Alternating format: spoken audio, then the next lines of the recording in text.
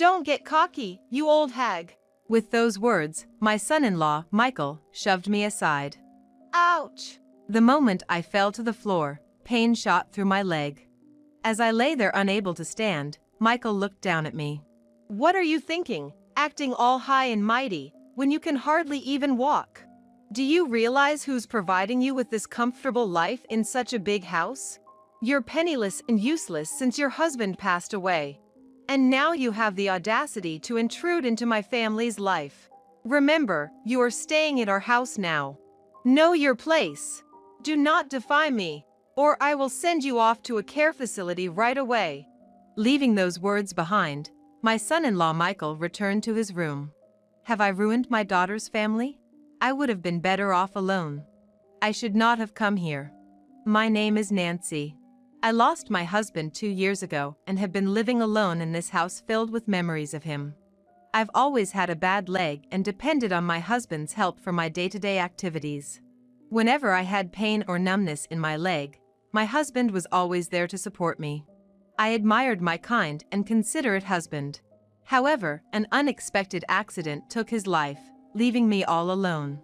The unexpected event left me deeply depressed, and I found myself crying all day, every day. But it was my only daughter, Rachel, who saved me. Mom, if you keep crying, it will make Dad sad in heaven. He will always watch over us and protect us. Rachel. Let's be strong together, Mom. I will support you from now on. So please don't cry anymore. Smile. Rachel has always been a strong and dependable daughter who encourages me positively at all times. She must have inherited her father's strength. Thank you, Rachel. You're right, I can't keep wallowing in sorrow. It would worry your dad too much. That's right, Mom. If you keep crying, Dad might worry so much that he can't even find his way to heaven. We shared a small laugh and decided to move forward together. 5 years have passed since my husband passed away. Rachel, who was in high school at that time, has become a respected working professional and got married 2 years ago. After their marriage, the couple built their own house and Rachel moved out of our family home, which is about an hour's drive away. Back then, she had repeatedly persuaded me to live with them, but I firmly refused. It was because I didn't want to interfere with the newlyweds, and also because I didn't want to leave this house where I had spent so many years with my husband. Although I'm touched by the offer, I intend to continue living here with your father's memories. But what if something happens, Mom? There won't be anyone to help you. Dad may be watching over you, but he can't help you anymore. I understand, Rachel. But it's okay. You should live your own life with your husband, not worrying about taking care of me. Focus on your new family. Although Rachel looked a bit worried, she reluctantly agreed when I insisted. In truth, living alone had its difficulties, but I didn't want to burden my daughter, so I managed to get by. The season had turned to winter. When it got cold, my legs would start to give me trouble.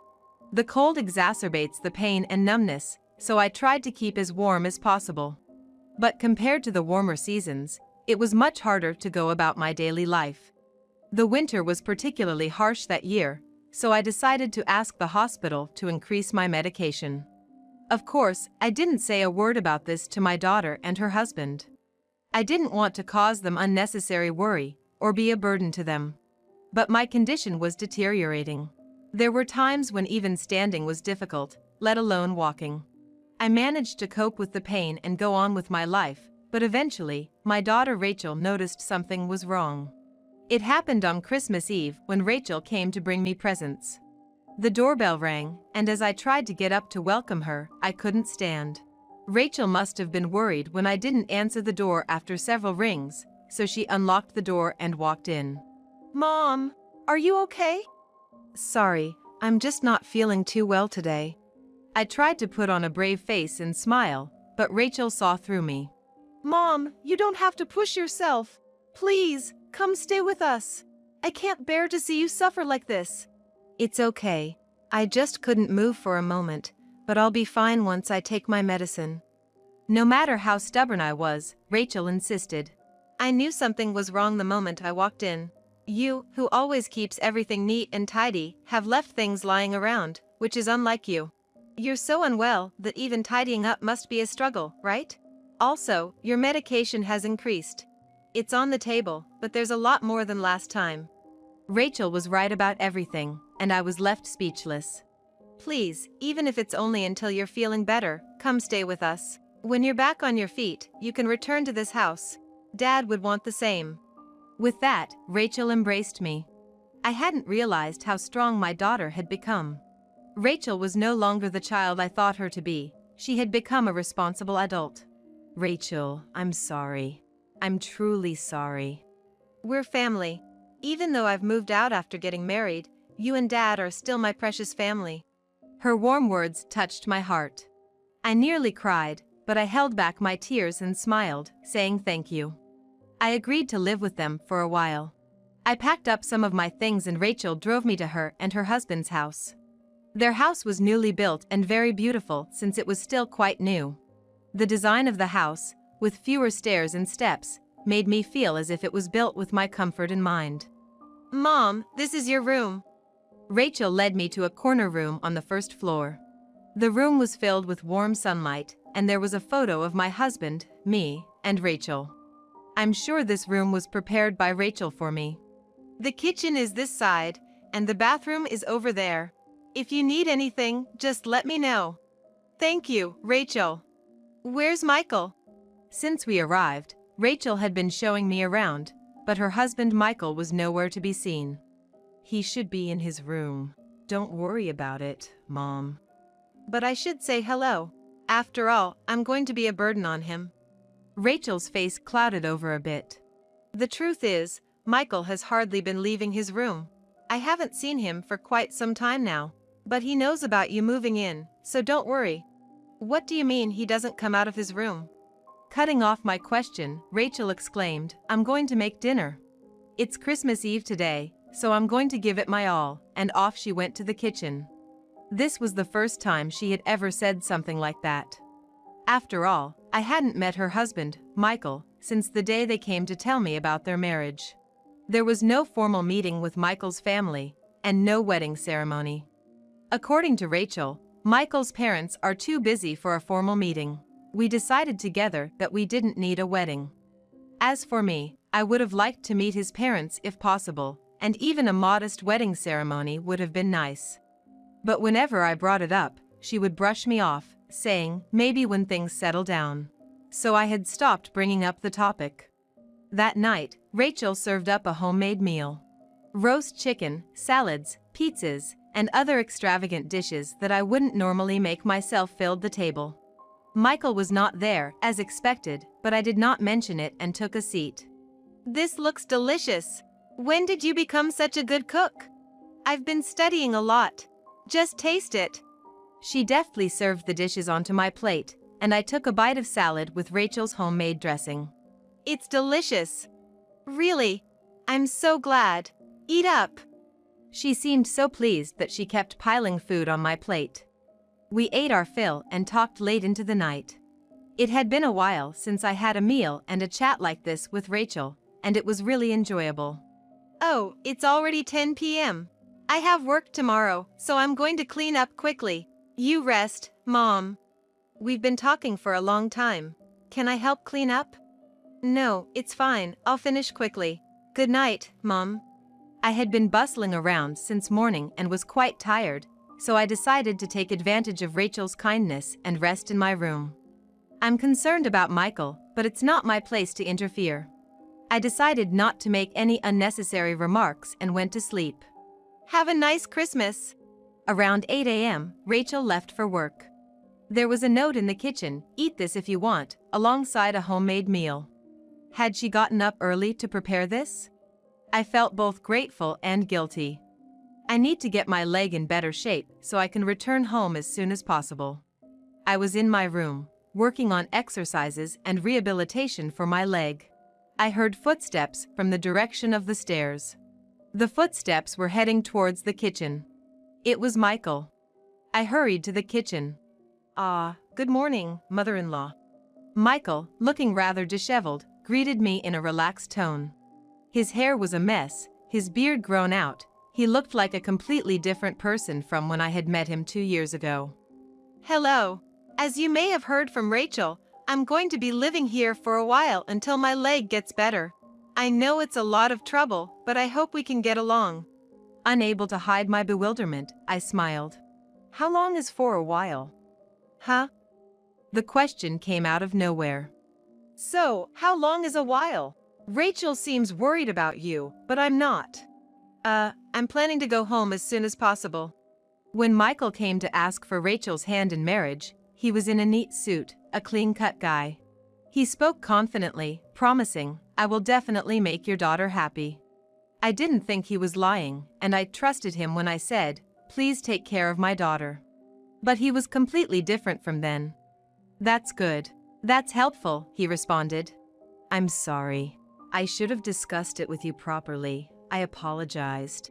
Rachel said, "It's okay," but apparently he wasn't pleased. I deeply regretted coming here. Oh, by the way, could you do this for me, mother-in-law? Michael handed me a note. It had a handwritten list, 5 snacks, 4 bottles of juice, magazines, and so on. What is this? It's a shopping list for this morning. The closest supermarket is open from 8 in the morning, so it should be open now. He was fiddling with his phone without even glancing at me. He then continued. Rachel is out working every day, so could you please help out in her stead, mother-in-law? You're not planning on just freeloading here, are you? He said with a grin, "Just leave the stuff you buy somewhere around here," and then he went upstairs. I never expected him to be this kind of person. I was shocked and worried about Rachel. Has she been tolerating this all this time? Since she's such a kind girl, she might not have wanted to burden me with the details. It was another cold day outside. The forecast had said it might snow, so we could have a white Christmas. I dressed as warmly as possible and headed outside with the note. Rachel would go to work almost every day, and often she came back late. The only time she could rest properly was on Sundays, when she would do housework and go shopping. Michael was always cooped up in his room, leaving Rachel to take care of the house. However, on days when Rachel wasn't there, I was sent out to do the shopping and other errands by Michael. The biting cold made my legs hurt and it was hard to walk. I couldn't tell Rachel. She had enough on her plate, and I didn't want to add to her worries. This lifestyle continued for about a month. One day, I returned from my usual shopping trip to find an unfamiliar pair of women's heels at the front door. I had a bad feeling. I left my shopping bags where they were and struggled up the stairs, holding onto the handrail. I finally made it to Michael's room and cautiously approached the door. Inside, there were 2 people. I heard Michael's voice, and a woman's voice I'd never heard before. They were talking with great joy, and there were moments when the woman laughed loudly. This was an shocking truth. I can't believe it. My son-in-law is having an affair, and even bringing her into our home while my daughter is out working. It's absolutely unforgivable. I must never forgive this man. Something taut within me snapped. Before I knew it, I had thrown open the door to Michael's room, my voice raised. What are you 2 doing? Sure enough, there were 2 people in the room. An unknown woman looked at me with a dumbfounded expression. Michael clicked his tongue, stood up, and walked toward me. Michael, what's going on? Are you doing this all the time? Shut up. You just barged into my room to lecture me? Just answer me, I can't stand this. My anger was not subsiding. I glared at him fiercely. What's that look for? Don't what me? Explain properly. In that moment, he shoved my shoulder hard. I told you to shut up, old hag, get into a care facility. Don't you dare dictate to me. I fell onto the floor. A strong pain shot through me, and I could not even stand up. Don't you act so high and mighty when you can't even walk properly. Who do you think lets you live in such a big house? You're living in our house, remember your place. Don't interfere with me again. He forcibly pushed me out of the room and the door slammed shut with a loud noise. Rachel, I'm sorry. I may have ruined your happiness. But I can't leave you here. I made up my mind. What's up? It's quite late. I have something to talk about. I'm sorry to bother you when you have work tomorrow. Rachel came home around 9 p.m. that night. Usually, We would just exchange words like good night, have a good rest, but today, I had her come to my room. And I told her everything that happened today. It was hard for me to tell the story, but it must have been even harder for Rachel herself. Rachel listened to my story in silence. I see. Thanks for telling me. Rachel. Having heard everything, Rachel managed a sorrowful smile and said nothing. Despite her brave front, it was clear that she was in deep pain, possibly on the verge of tears, and I couldn't stand idly by. Rachel, this is not okay. You can't keep enduring this. I'll always be here to protect you. And not just me, your father too. Slowly, her expression distorted, and a tear trickled down her cheek. The thought of anyone pushing my daughter to such a breaking point was absolutely unbearable. I decided then and there I would do anything to help Rachel, crying in my arms. The next day, Rachel went to work as usual. Despite everything that happened the day before, Michael still had the audacity to load me up with chores like grocery shopping. It was perfect. I had a plan. Every morning around 9, I would leave the house to run my errands.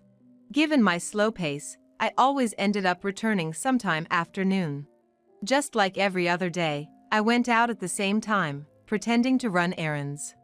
Then, I quietly circled around to the back door and slipped back into the house, making sure not to make a sound. I discreetly set up my smartphone camera where it had a clear view of the front door, remote in hand to control the additional camera I had received from Rachel. And then, I waited. About an hour later, the doorbell rang. I hear the sound of footsteps descending the stairs. With a click, the front door swung open. Welcome. Sorry about yesterday, must have surprised you. The woman who was in the house yesterday flung herself into Michael's arms. This was it. In a frenzy, I started snapping pictures. Over and over again, I pressed the shutter. They shared a kiss and disappeared upstairs. I continued snapping pictures until they were out of sight. When the clock struck noon, Rachel was back home. I'm home. I had asked her to finish her work in the morning and come back home. Michael's mistress was still inside our house. I signaled to Rachel with my eyes and together we opened the door to the upstairs room. What? Rachel? Hi, Michael. I finished work early today. I've told you to inform me beforehand if you're coming home early.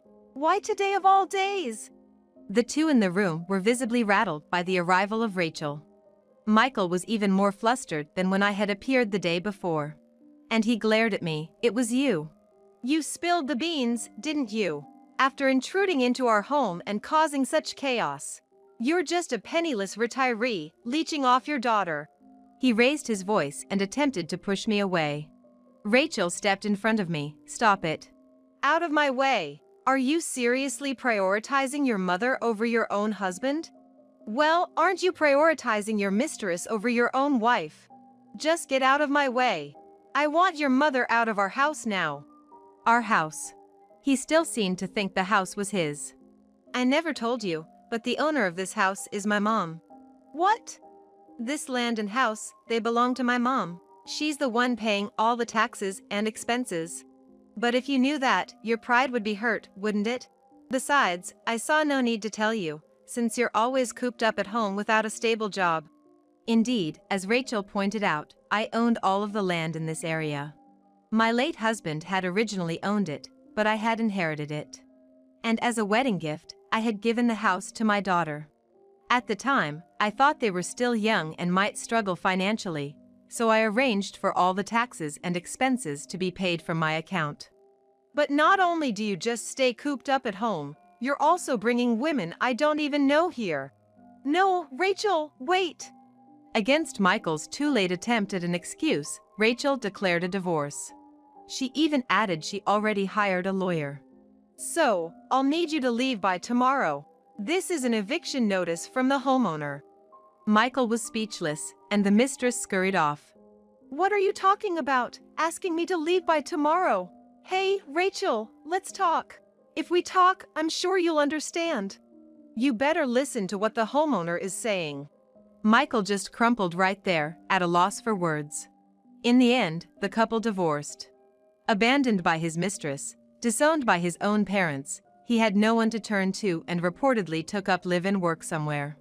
We sold the house where the couple had lived and returned to my old house. Now the two of us live together.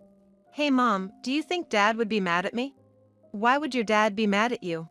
For having poor judgment in men. If that's the case, I'm equally guilty. If your dad were here, he might not have approved of your marriage. That might be true. While making these jokes, we're spending peaceful days. One day, when Rachel leaves this house again, I am working harder at the physical therapy so as not to cause Rachel any extra worries. I pray that happiness will come to Rachel. I pray that my legs will get better. I said a prayer to my husband in heaven. I felt as if the sky had shone a little.